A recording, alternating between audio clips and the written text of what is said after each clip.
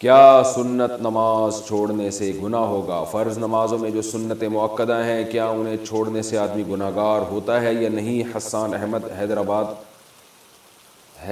آباد انڈیا سے۔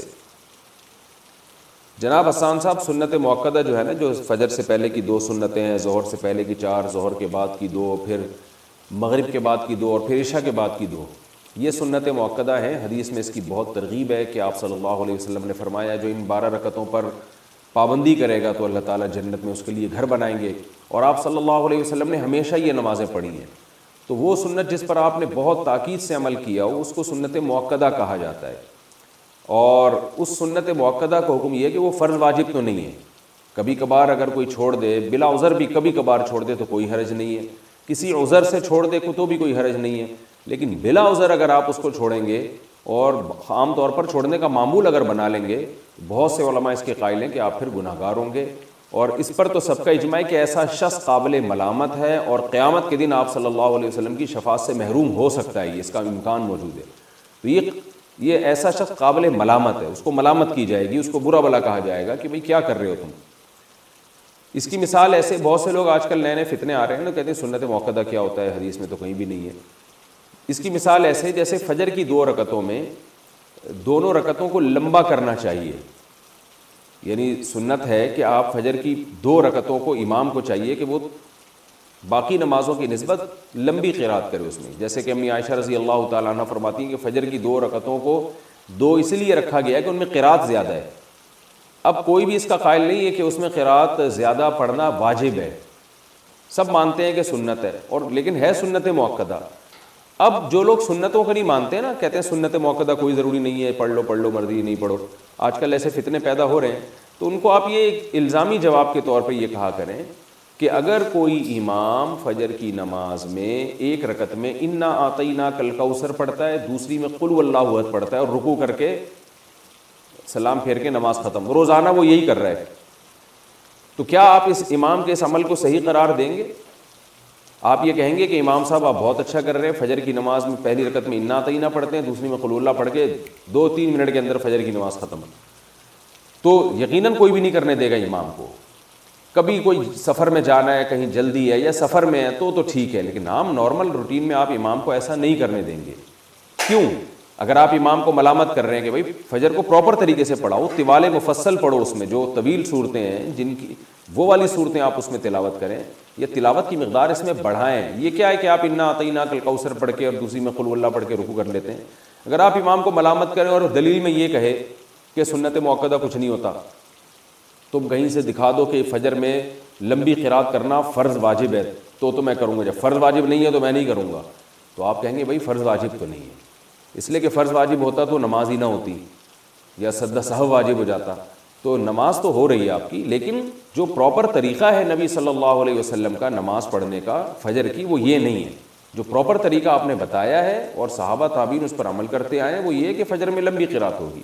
تو اسی طرح یاد رکھیں کہ فجر سے پہلے 2 سنتیں ہو گئیں، ظہر سے پہلے 4 سنتیں ہو گئیں، ظہر کے بعد 2 سنتیں ہو گئیں، یہ جو سنت مؤکدہ ہیں یہ بھی فرض واجب نہیں ہے، لیکن نبی ان کو اگر آپ مسلسل چھوڑنا شروع کر دیں تو یہ کہا جائے گا بھائی نبی صلی اللہ علیہ وسلم کا یہ پراپر طریقہ نہیں ہے۔ آپ فجر کی 2 فرض جب بھی پڑھتے تھے اس سے پہلے 2 سنتیں لازمی پڑھتے تھے، آپ ظہر کی 4 سنتیں جب بھی پڑھتے تھے اس سے پہلے ظہر کے 4 فرض جب بھی پڑھتے تھے اس سے پہلے 4 سنتیں لازمی پڑھتے تھے، اس کے بعد 2 سنتیں بھی پڑھتے تھے، پھر مغرب کے بعد 2 سنتیں پڑھا کرتے تھے، عشاء کے بعد 2 سنتیں پڑھا کرتے تھے۔ تو جو پراپر طریقہ ہے نماز پڑھنے کا، 5 نمازیں جو فرض کی ہیں وہ پراپر یہی ہے کہ ان سے پہلے اور ان کے بعد یہ جو سنتیں ان کا اہتمام کیا جائے۔ تو اس لیے ان سنتوں کا بہت زیادہ اہتمام کرنا چاہیے، اور آج کل جو ایک جدت پسندی معاشرے میں پھیلی ہوئی ہے کہ سنت مؤکدہ کا بالکل ہی لوگوں نے انکار کرنا شروع کر دیا ہے، بس فرض پڑھو اور باقی کوئی کچھ بھی نہیں ہے، تو یہ غلط ہے۔ ہاں کبھی جلدی ہو، سفر میں ہو، کبھی یعنی سفر میں بھی ٹریولنگ کے دوران اس میں آپ سنتیں چھوڑ سکتے ہیں۔ سفر میں کہیں آپ نے اسٹے کیا ہوا ہے تو اور آپ بالکل سکون کی حالت میں، تو وہاں بھی سنت مؤکدہ پھر سنت مؤکدہ ہی رہتی ہے۔ اس کی مثال ایسے جیسے آپ کہیں سفر کے لیے جا رہے ہیں نا، تو راستے میں انسان کو جلدی ہوتی ہے، افراتفری ہوتی ہے، تو وہاں سنت مؤکدہ نہیں پڑھنی چاہیے، چھوڑ دینی چاہیے۔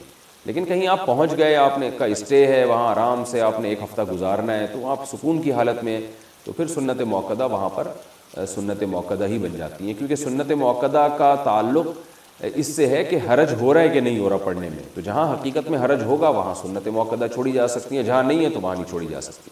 تو کبھی کبھار کوئی چھوڑ دے تو کوئی حرج نہیں ہے، کسی عذر سے چھوڑ دے تو بھی کوئی حرج نہیں ہے، لیکن چھوڑنے کا معمول بنا لینا یہ آدمی بعض علماء کے نزدیک گناہگار ہے، ورنہ قابل ملامت تو سب کے نزدیک ہے.